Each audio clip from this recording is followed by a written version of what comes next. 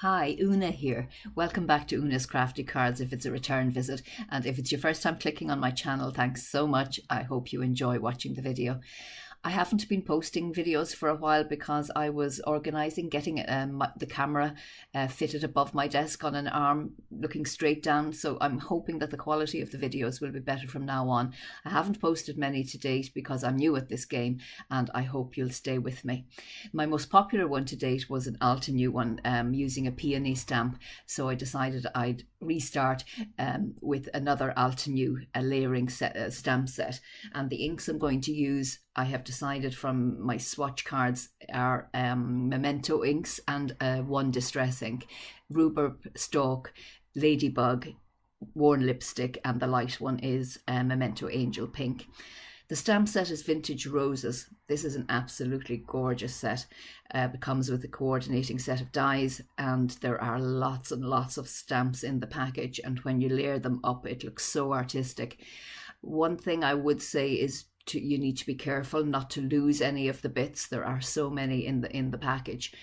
And I did discover while I was making this video that I have lost one of my tiny leaf dies. I'm quite upset about that, but hopefully it'll turn up. It's easy to select what you need to use because Altenew have drawn a line around the sets. Just I wouldn't take them all out together in case I didn't know how to or where to put them back.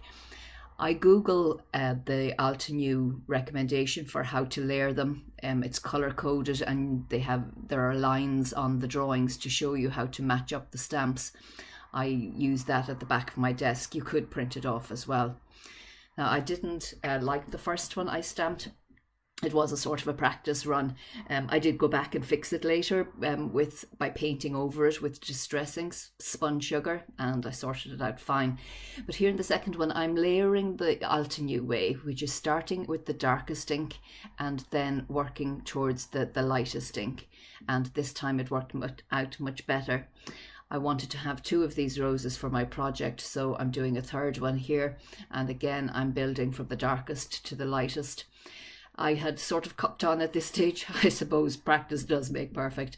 And I had realised now that there's a little white diagonal line that lines up nicely with the second piece.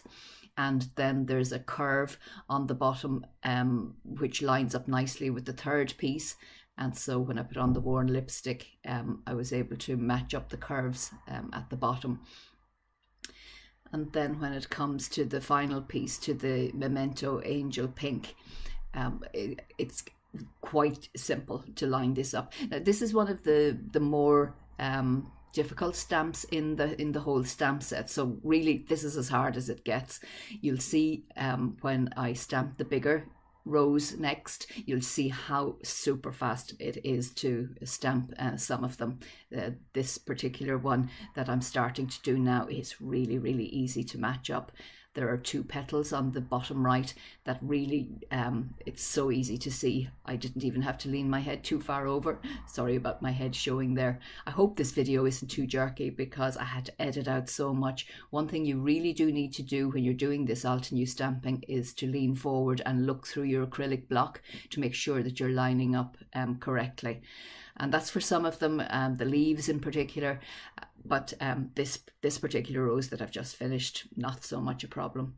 These are the greens I decided to use, bamboo leaves and northern pine, and they're just going to give a nice contrast. I could have used 3 green inks as well, but I decided I'd just stick with 2 layers. What I've just stamped there is the bud stem, the bud stem. There are 3 gorgeous little pieces that make a little rosebud, and it sits on top of that. And just look at the gorgeous detail that tiny little stamp gave to the top of the stem. And here's another stem with 2 leaves. And again, they're just so fine and delicate, and they really do add elegance to a project. And now I'm adding the darker northern pine colour, and when you lean over and look through the acrylic block, you just get a perfect match, and it's really, really gorgeous. This stem has 5 leaves on it, and I'm going to stamp that twice because I need 2 for the project. And one of the difficulties I had when I got the package first was finding the 5 leaves in the packet, because there are 3 pieces for each leaf, and they're all grouped together on the package, and it was quite difficult to tell which leaf was for which part of this stem. So while I was making this video, what I did was I identified the different groups, and I took my 5-leaf piece and marked the leaves 1, 2, 3, 4, 5, and I now have 1, 2, 3, 4, 5 on the individual leaves as well, and I wrote it as well on the packaging, on the base of the packaging, so that I can easily find the leaves that I'm looking for. That was really worthwhile doing. I've done quite a bit of stamping of the leaves since, and it just makes it much easier to identify which leaf you need to use. So when all that stamping was done, I was ready to cut them out, and these are the coordinating dies that come in this package here.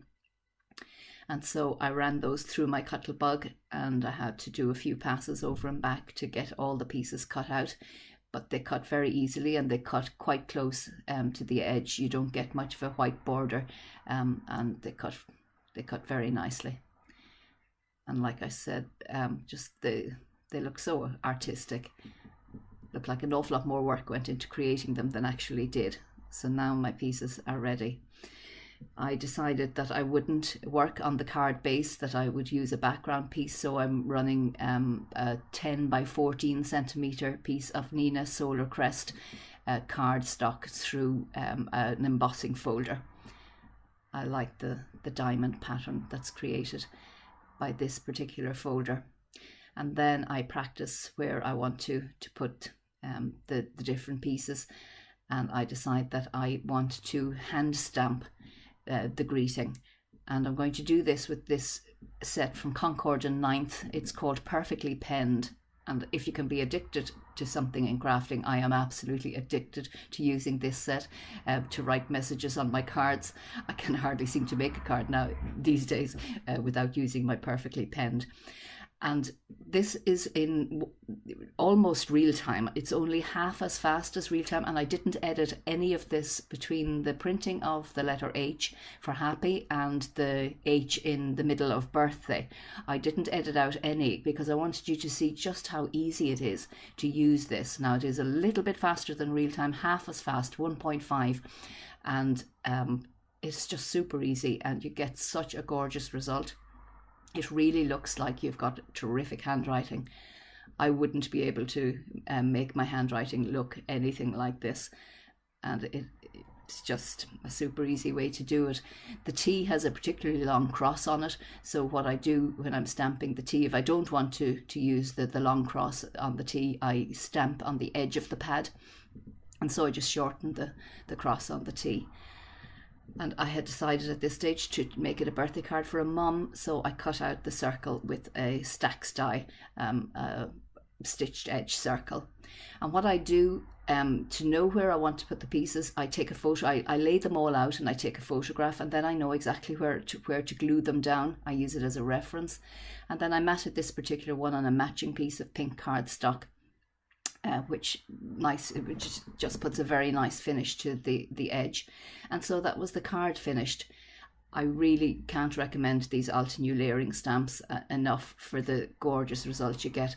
Thanks so much for watching this video. I do hope you'll give it a thumbs up and maybe subscribe to my channel and come back for another card soon. Thanks very much. All the best for now. Bye.